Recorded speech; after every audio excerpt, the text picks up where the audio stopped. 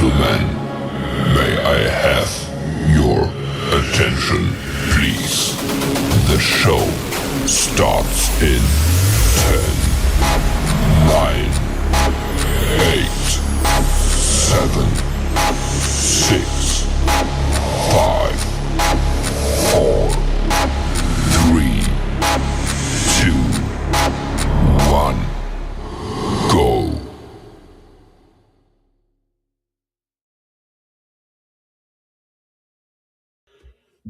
Hey everybody, and welcome back to the Crypto Night Show. Your host Superman in the house for another day. It is a down day today in the markets, of course. We're going to cover that, and of course the tariffs on Greenland. And yeah, I think it's a bit of a non-event, but you know we got Davos on at the moment as well, I think, coming up. So yeah, we'll just got a few of those things, usual tit for tat. Hopefully a modest correction in the markets rather than a full correction, 10-20%. Ensue. So we'll see how that plays out. And we're going to talk a little bit about that, about the old Greenland, some of the catalysts for the acquisition. We'll do that later on. We've got Ethereum, of course, coming up. We're going to talk about that with Bitmine Immersion, Thomas Lee. We're going to have a look at where that is at in terms of leading the way for the strategic ETH reserves. We're also going to cover, obviously, PulseChain. We're going to look at the PulseChain price chart, of course.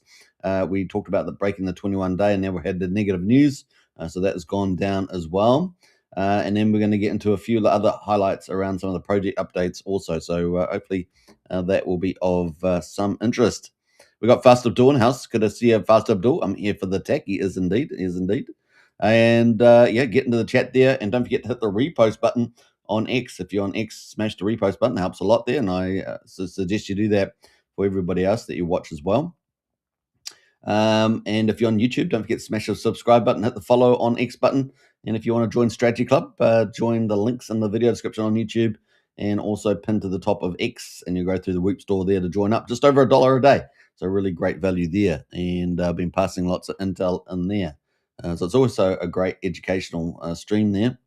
All right, so let's get into it. Let me just pull something up here for a moment. And we're probably going to be running the stream for about 40 minutes or so. It's slightly shorter than our normal time. Well, slightly about half an hour, but we've got some activities happening right now.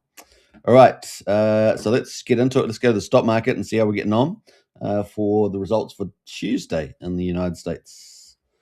All right, let's see how we go on there. So S&P 500 slumps as volatility spikes on Greenland tariffs row, I should say. We've got the Dow Jones down 1.7%, so a pretty decent down day there, 870 points.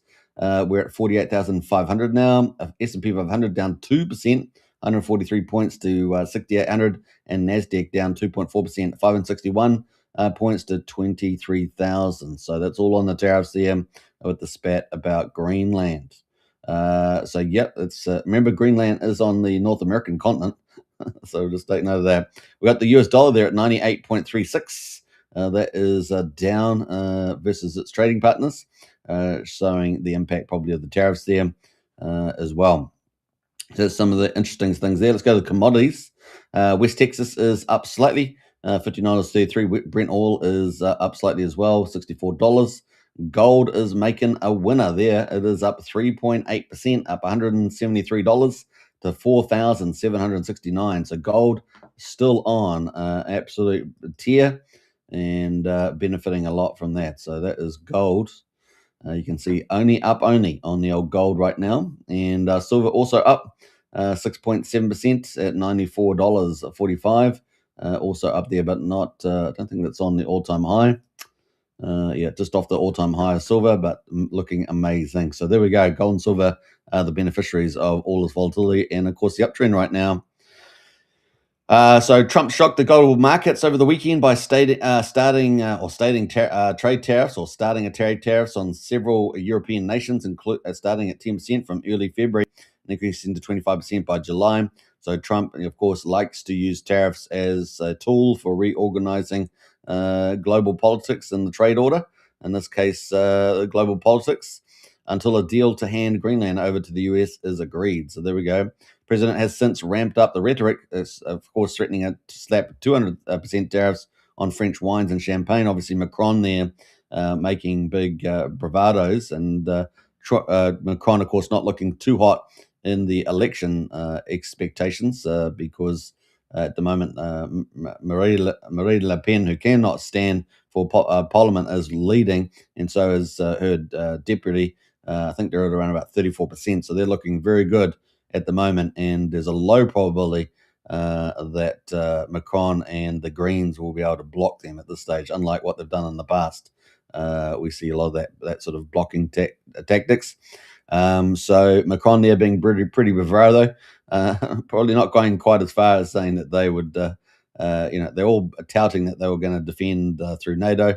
But America is NATO, so there's not much going to happen there. But it is pretty crazy stuff. They can't even defend their own borders. Now, the United States has made attempts in the past under previous presidents some time ago to acquire Greenland, so it's not out of the ballpark. But the main thing that the reason why, yes, there's resources, yes, there's rushing, the opening of the ice Arctic waters there to fishing and all that sort of thing. But actually, it's probably more to do with the Golden Dome, so the defense system that Trump wants to put in place to protect itself from Russia and China. And of course, if you look on a globe, you'll see that Greenland is right sitting spank in the middle between the United States and Russia.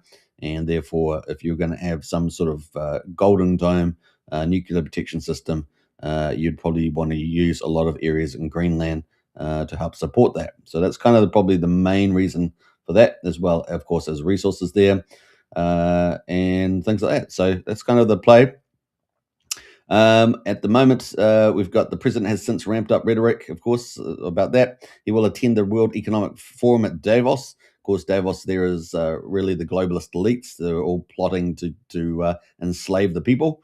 But Trump still attends those things. And he had accepted a meeting with various parties to discuss the Greenland situation.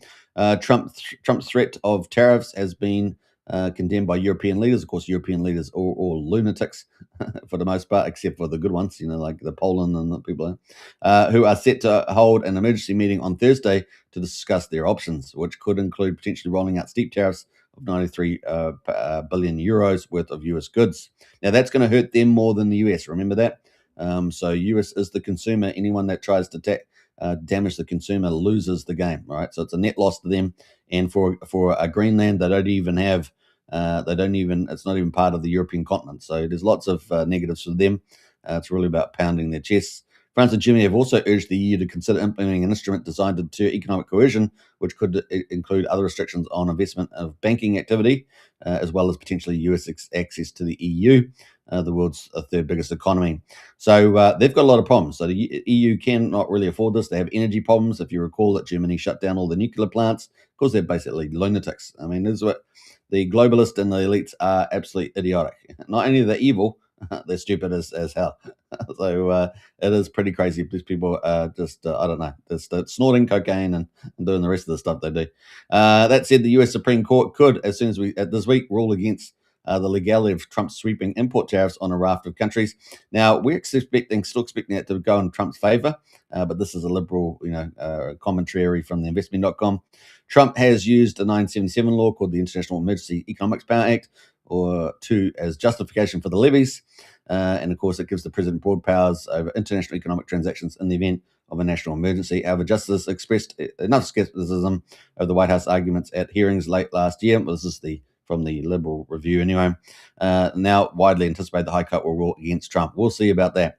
Elsewhere, U.S. Treasury Secretary Scott Bessent said on Tuesday, President Trump may decide on the next Federal President Reserve Chairman as early as next week. Now, we know already from a Kaggle yesterday that he has already selected the person that he wants for the Federal Reserve. So that's gone from 5 down to 4 down to 1 very quickly. So we know that he's already selected that person. So that announcement will come early next week. That will be a bullish thing for the market. So, hopefully offset what we've got going on now with the tariffs. And, Trump will probably at the Davos attempt to get his strategy in place for Greenland and shut down the tariffs. It's probably what's going to happen there. Yeah, so there we go. It's funny you've got the imbalance there between the US and Europe is quite stark. So we expect them to put some bravado out there and then shut up. So, all right, so that is the play there. We've got volatility though, and volatility was going to be one of the things that we expected in the first half of this year.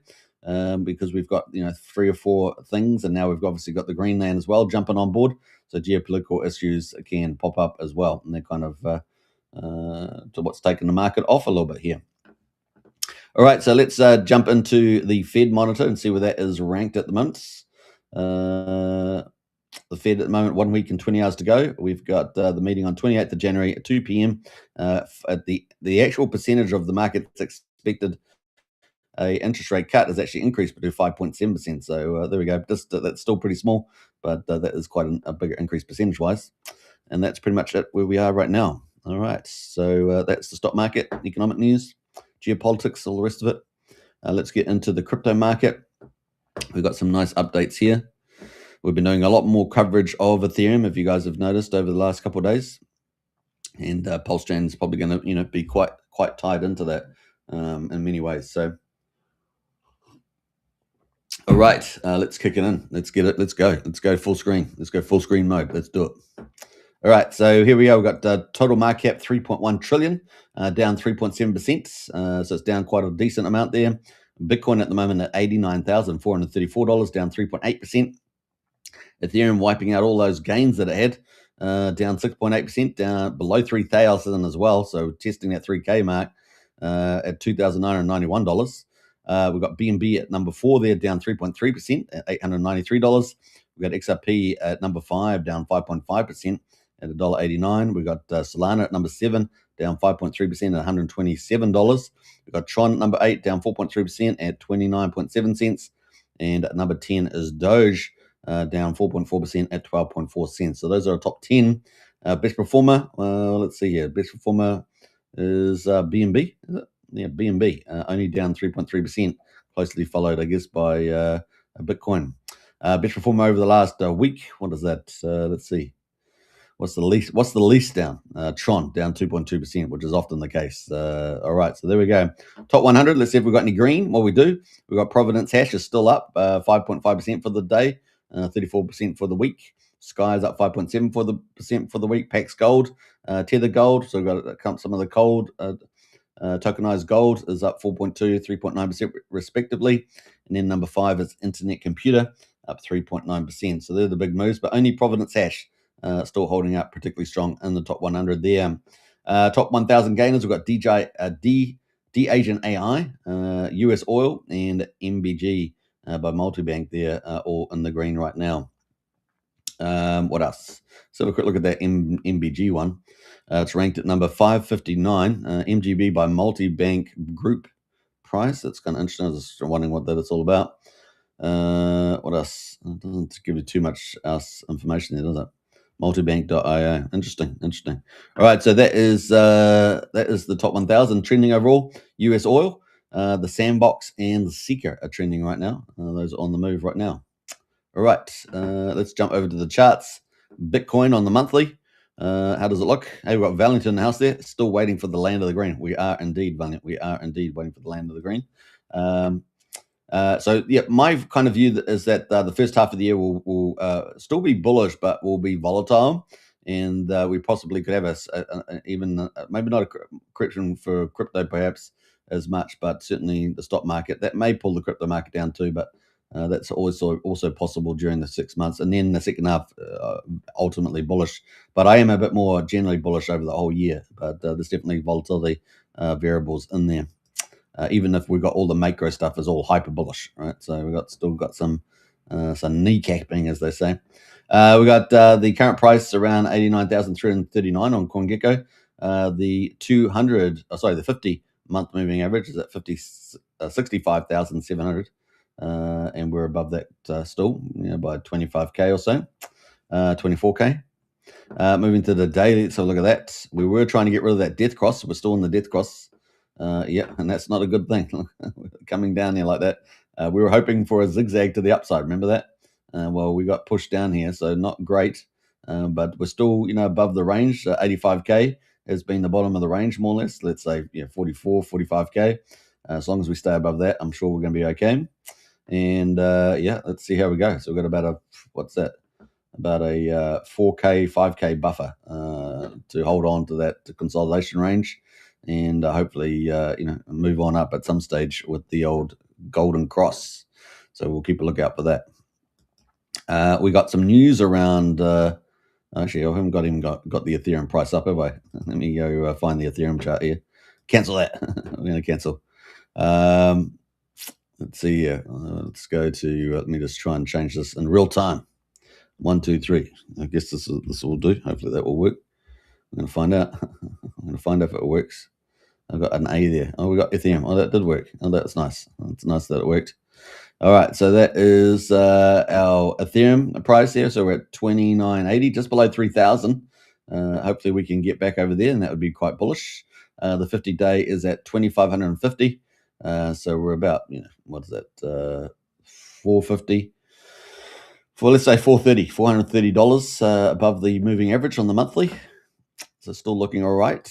Let's have a look at the daily. We've still got that death cross, and the same sort of thing happening here. We've got some support at 27.50. We want to hold above that, right? So we've got $200 worth of buffer there to hold on to that, and we were looking pretty good to close out this death cross, right? Where the 50 was moving up and the 200-day was moving down. But it looks like we've got a pause in the matrix right now. Pause in the matrix. Valiant says, yes, still bullish for 2026. Yeah, I'm very bullish. I'm hyper bullish for 26. We know we get events like this, the volatility events. So that is the mark right now. Yeah, we've just slipped down there a little bit there while we're there. So fingers crossed we can hold on to that 27.50. Let's have a look at some of the bullish things that are happening. Well, we got Tom Lee, of course, leading the pack, the bull, one of the bulls. And of course, he's not just a bull, but he's able to help make it happen. He's able to realize the dream. Tom Lee and Bitmine weekly update as of January 20th, 193 Bitcoin, 22 million staked in 8Co orbs, 200 million investment in Mr. Beast Industries, which we've covered quite a lot, 4.2 million Ethereum, and that's the number I've been using. That's good that that was correct. Up from 4.17 million on the 11th of January. And he's still got 980 million in unencumbered cash. So almost $1 billion ready to buy and pounce up. He'll be looking for these deals. He loves cheaper Ethereum. He's just had a dream. In my view, he's had a dream run picking up, a dream run picking up the Ethereum. It's been amazing for him. So pretty cool. There's Tom Lee there. He's like, hey, I know what I'm doing. Remember way back, was it 2012, 13? And he had his first clients, and he said, oh, yeah, just put a fraction of your stuff in Bitcoin. Like, I can't remember what it was, like 0.1% or 1% or something. I think it was 1%. And of course, those people have become super wealthy because of him by doing that. So there we go. The leader of the pack is Tom Lee. He doesn't always get everything right, though. He does his best, but he's definitely one of the best projectors in the future. Although Trump makes things a bit difficult, as Trump is trying to reorganize the World Trade Order. Remember, Trump is fighting the elites, the global elites, on our behalf. And if he wasn't, we'd be really in trouble, guys. We'd really be in trouble. We'd have freedom of speech, freedom of movement. Everything else you can imagine would be taken away from us, and it would be pretty bad. We'd have propaganda up the hoot. So yeah, we'd have so many bad things. It's pretty scary stuff. So Trump is the only thing between madness and our freedoms. So there we go. All right. So and we've still got them, trying to take away freedoms like in Australia right now with the so-called hate speech laws, which are just to basically silence the people. Right. That's it. That was it. All right, we got Bitmine immersion. Bitmine is 74% the way there to alchemy. So this is from Tom Lee himself. The alchemy of 5%, that 5% of Ethereum. Ethereum, of course, is around about 120, I think it's 120.7 million, if I remember rightly, in supply. And Bitmine immersion already 74% the way there to acquire their 6,035 Ethereum, 6,035,000 Ethereum thereafter. So pretty awesome. Now they're at 68%, but they got cash, and that would get them to about 74%. So with the price of Ethereum pulling back, these guys will be accumulating there. So pretty exciting where that's heading. So congratulations to him on that. It's pretty nice. We've got a few little other updates here as well. So Bitmine provided its latest holdings update. Yeah, we covered all that stuff too. So there we go. All right, so good stuff happening with the old Bitmine emission. So stay the course, guys. It's still looking pretty good despite this volatility we have in the short term. All right, what else we got there? This is it. The last bit. What else did I have here? Had something else today? Oh yes, we did. We have the projection. So yeah, we might have volatility in the new year, but we're setting up pretty well for the old altcoin season, right? So we're still looking pretty good for that. So we're moving from accumulation phase, I guess, and it's coming. It's coming. This yellow area for the altcoin season is coming, guys. So hold on to your horses. We've got a cool view here from Mark Chadwick, kind of a finance guy. Same structure every cycle, he says. 2017, the base, the breakout, the altcoin season. 2021, the higher low, a breakout in the altcoin season. 2025, higher low again, tight compression and a broadening wedge. Now, accumulation, compression, and then next expansion. Last two cycles explode with hundreds and thousands of percent gains. Chart telling us 2026 is the year. Altcoins deliver massive gains once again, hodl. So that is the stuff. So if you're feeling a bit down about today's rates, got to feel pretty good about 2026, which we are still excited about. We had a very good start to the year, which is also a very good sign.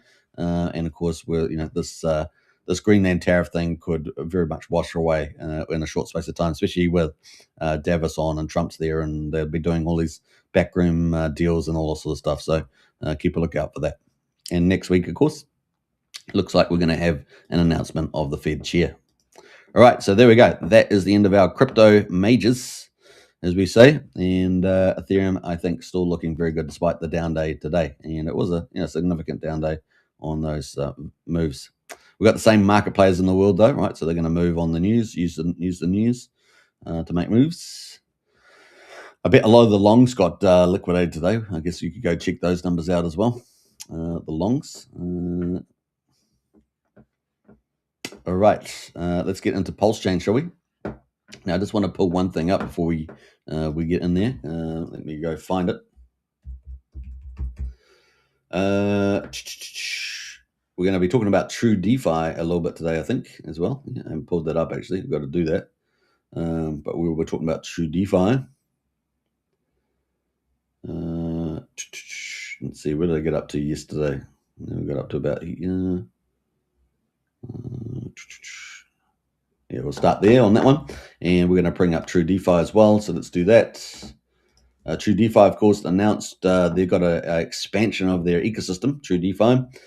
First, they start off with True 2X, which is the 2X miner, and now they have done a collab with Kairos from Emmet Farms to do a new farm for PulseChain called True Farms. So that's pretty exciting for them. We look forward to that as well. Let me just pull up that update. All right, so I think we're looking good there. So let's get into the markets. We are racing. Are we racing? I guess we are. We're racing towards 1,000 days of PulseChain.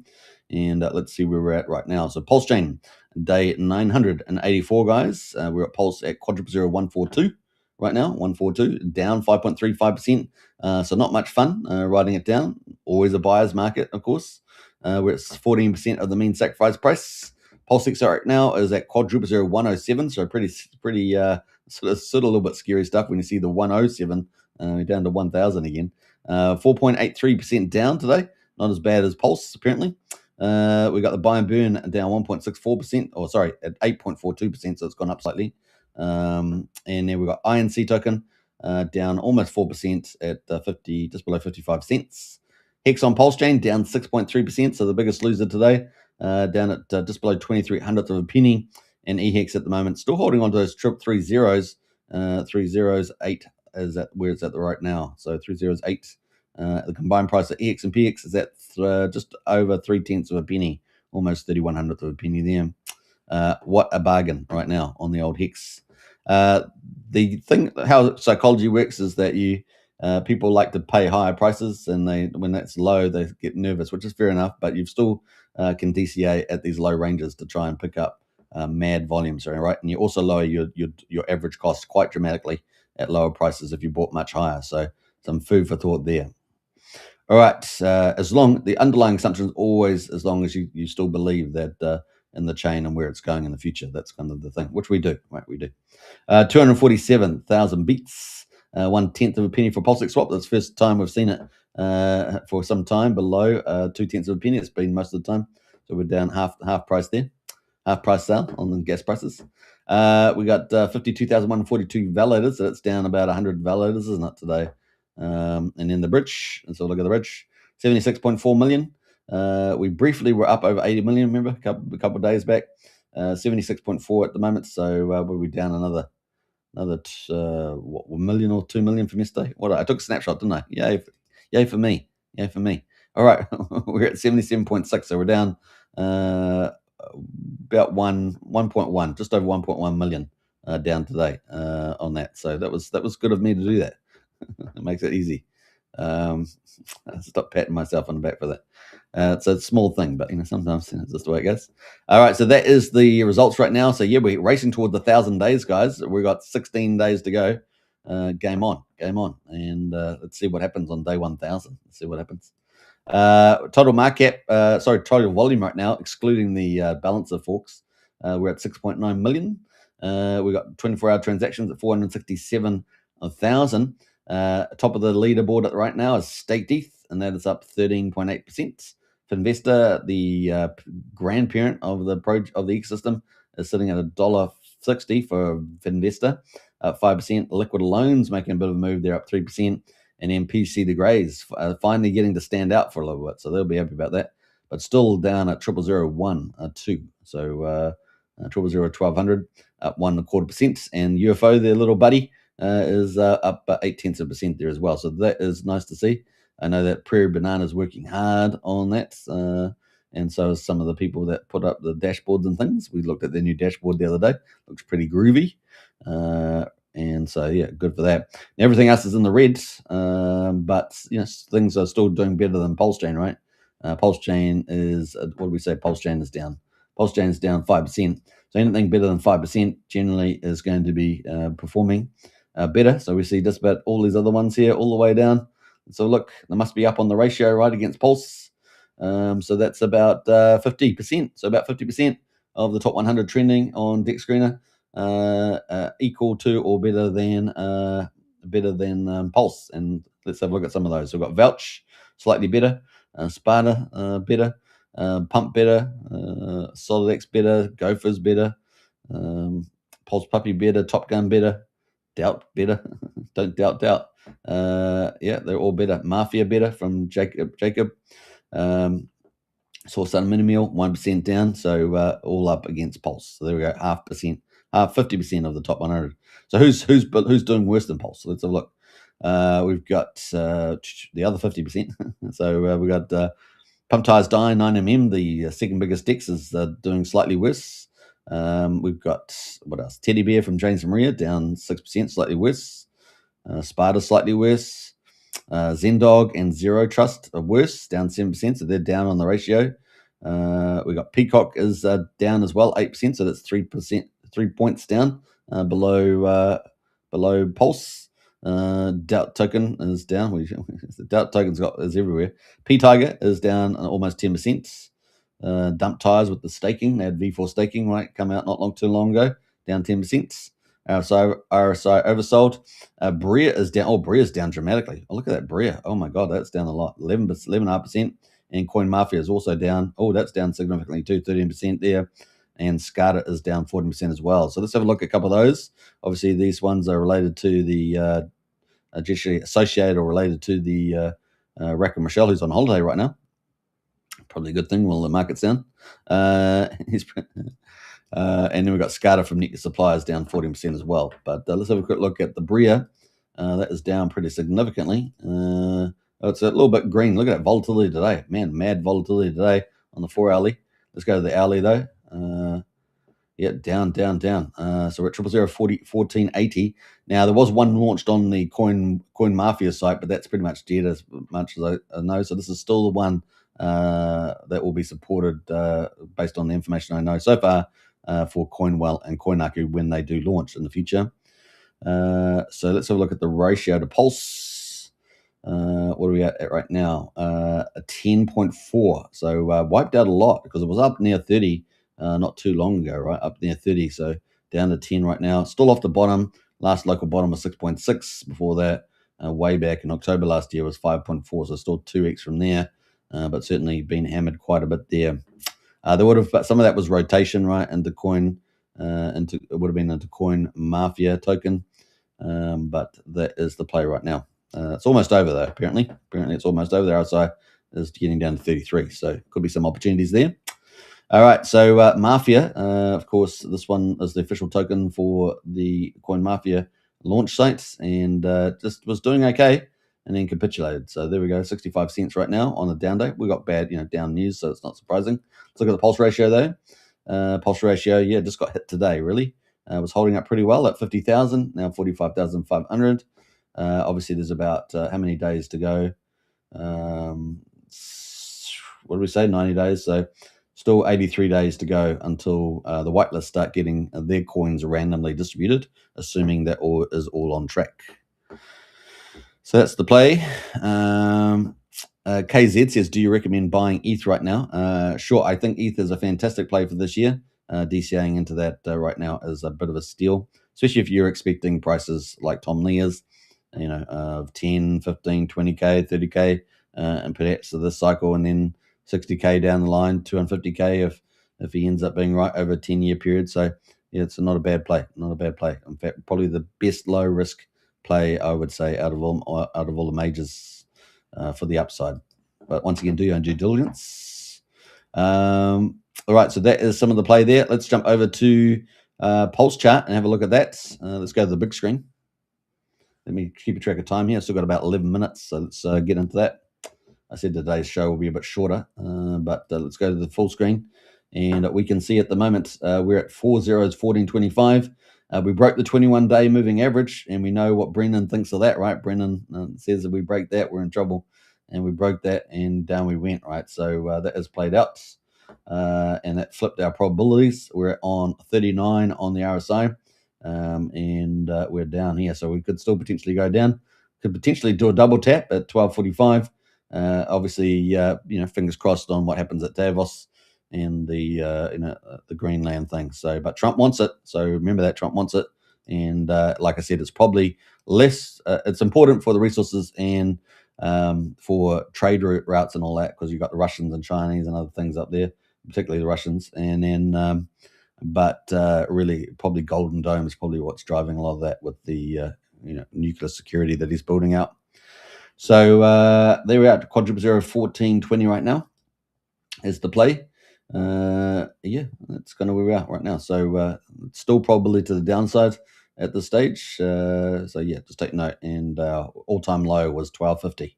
So that's where it goes. How far down is that percentage? Let's do a little percentage math there.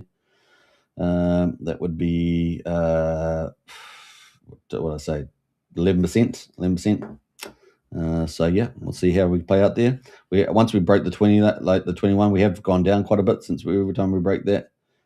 So yeah, we'll just have to wait and see where the bottom is there. RSI still got room to move to the downside. Let's look at the weekly then. Weekly, we've got the RSI down pretty low, around 33. So we're going to probably have some rally in the future, not too far away. So I think we got a little bit more pain. And then we got probably going to have some pretty good rally, not too far away, is my guess. Maybe a couple of weeks. Couple of weeks. Look. All right, so that is Pulse there. We did have news from CryptoSolve. It's one of the sort of analytical influencers out there. Let's go back into the average view. I've got to keep track of time here. We've got 9 minutes to go. Counting it down live here in Texas, Houston, Texas. Go the Bulls. I don't know. In America they have these radio shows and people call in. I always thought that was kind of cool. I don't know why, but Hey, where you calling from? I'm calling from a little shed out in Nebraska. We're willy-dallying here, drinking some moonshine. I don't know, whatever. I probably mixed up a lot of the wrong things there, but we got CryptoSolve says another day, another rolling hex stake capitulation. And of course, got a wallet here in Deck 19, which we've seen before, and we ended their 26 month shorts, 26 month short stake. I don't know what that's. Just over 15 minutes ago, and that's been offloading at pace since 2 weeks ago. This was 51 million rolling stake, but they dumped half of it before staking again for 2 weeks. They've also been dumping the rest of their core assets extensively for weeks now, and they're completely out. So there's still some good news there, although they think they've still got quite a bit of hex there. They still have a long staking ladder left, but nothing of real substance and well spread out over 14 years. Bonus fun fact: the wallet has drained $450,000 worth of staked ETH, the real one on Ethereum, in August 2025. For some reason, they still chose to continue using this wallet. Some people never learn, so that was from them. So some selling some X down there. So that was from CryptoSolve. I don't know if he had anything else on that. Let's have a quick look. That was the last one. That was 21 hours ago. So that is kind of some of the sell pressure that we've had to endure. See, I thought I was going to sneeze there for a minute, but that is Hex. So Hex is quite friendly right now in terms of picking up the price. So yeah, stay tuned. Stay tuned. All right, that's my accomplishment today: avoiding sneezing. That's about it. Should I get a clap? I don't know. That's pretty vain to clap on that. All right, so there we are. That's CryptoSolve, and that's some of the sell pressure there from a Hex wallet seller. Let's get into Liberty Swap and let's do a little bit of upgrade. So Liberty Swap's really turning into the crack in the news story that keeps on giving. It is down slightly versus the ratio today, but still holding up pretty damn well. And we got good morning friends from Liberty Swap. As crypto goes mainstream, here is a friendly reminder just by Peacock there. So that is from them. Back to the true basis of crypto, community-owned assets. What else we got there from them? Let's have a quick look.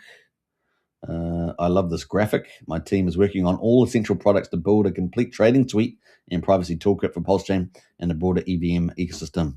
Do people understand? Are people keeping up with Liberty Swap? You should be. You should be if you're not. You should be. If you're not and you want to get a lot of the updates, then join the Strategy Club. The link's in the video description.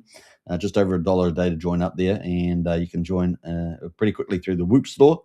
If you're on X, it's just pinned to the top there. You can go up the top there. You'll find a Strategy Club to join up.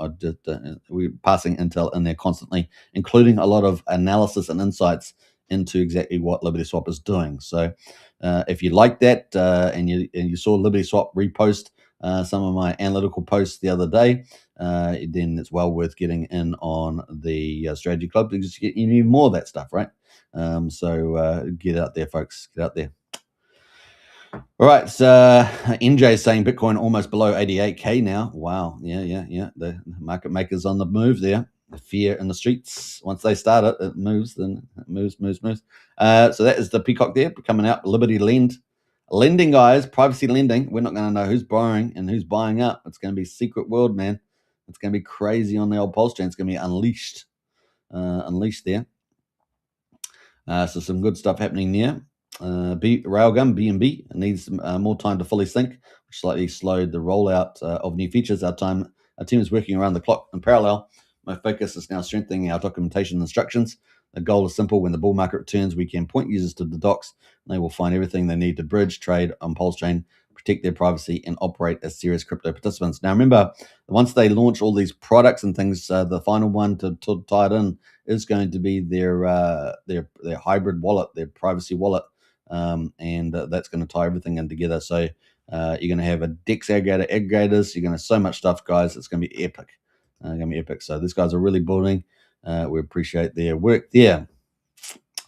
Traders on BNB chain will finally be able to move their funds in and out of the network without exposing their identities. Yeah. Bring on BNB liquidity. That's all we can say. 2 hours ago, Railgun demand tells us a clear story. Ethereum dominates by an order of magnitude about 4 billion in volume, roughly 90% of total Railgun usage. Deep anonymity sets high-value users and long-term capital parked inside privacy. BNB chain demands exists. around 100 million. Users want privacy, but capital does not stay. Liquidity is transient. This gap is exactly why cross-chain privacy, private routing into Ethereum Railgun or liquidity matters. Liquidity swap lets BNB chain users enter Railgun privately, tap into Ethereum grade anonymity, and exit to other chains without re-exposure. This is a big game. We're talking about unified liquidity in private trading, and it's going to be insane. So LibertySwap leading the pack on this, guys. It is a big deal. And if we've got anything on PulseChain that's going to get in the top 50, it's really looking like LibertySwap. Excluding anything Richard does, of course, to the cause as well. And so if both of those things happen, which we were expecting, then it's a double hitter to the upside. It's going to be pretty insane. Valiant says Liberty can't stop, won't stop. Exactly. All right, so pretty cool stuff there. And so there's still got a lot of rollout there. So fun times ahead, guys. Fun times ahead there from LibertySwap. We'll keep track on that. They've got a heavyweight. They are really the cracking on PulseChain right now. They're cracking. I need some animation. All right, how we doing? We've got 3 minutes on the live, so we've got 3 minutes to go. Neil Fatishis from True2x. They, of course, True2x announced, the True DeFi team announced the launch coming up of True Farm, the next big farm on PulseChain. Excited about that. Even on down days, the True2x, which is their first product launch, distributed 13,000 to PLS miners, so that'd be pretty attractive. People want to go buy some stuff up. We saw 50% of the market's less than Pulse, so there's some deals out there. What else? We got total amount and so far day 31. So congratulations to True DeFi on a month. So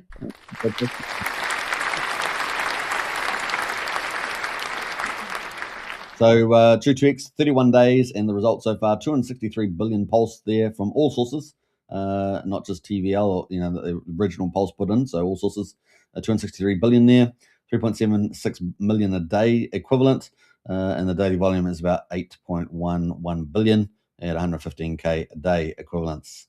Total miners almost at 18,000, guys, 17,941, and of course the miners are after 2x in Pulse. I saw some people commenting that they're up to about 1.5x so far, so they're getting there. And of course the True Farm likely to help supercharge that. Total Pulse distributed today, 941 million. $13,400, and it looks like they're still controlling, or at least holding, over 26.37% of the Emmet single-side staking pool, which earns EDI. So they're still controlling that. So there we go, and that is the 4% of the 5% reflection tax in Emmet trading goes to the EDI rewards. So the more volume through the Emmet, the better. And of course, Emmet's been a top performing and probably. Overall, probably the leading farm on PulseChain from multiple metrics, price performance, high yields, collaborations, obviously True2x investment, and of course innovation as well. So pretty cool. There's stuff there from Kairos. All right, pretty cool. And for some of you may not know, Kairos has also got Sonic farms on the old over on Sonic. So sorry, Conji farms over on Sonic, and now he's got True Farm coming out as well. So. He is the farm king. Is he farm king? Should we crown Kairos the farm king? I like that. That's a lot of fun. All right. So there we go. Another clap. Yeah, let's do it. All right. So I hope you guys enjoyed the show. If you haven't checked out the monster thread from Envious Crypto, of course, don't forget to check that out. That is out and about on X, and you can go to the profile there to find that. Envious Crypto. But other than that, everything is going pretty darn well. All right, take care, everybody. Hope you guys enjoyed the coverage. Let's hope for a better day tomorrow, and keep DCAing, scooping up all those volumes. If you're a believer, just a believer, that's how the way that goes there. All right, take care. Catch you tomorrow. Bye for now.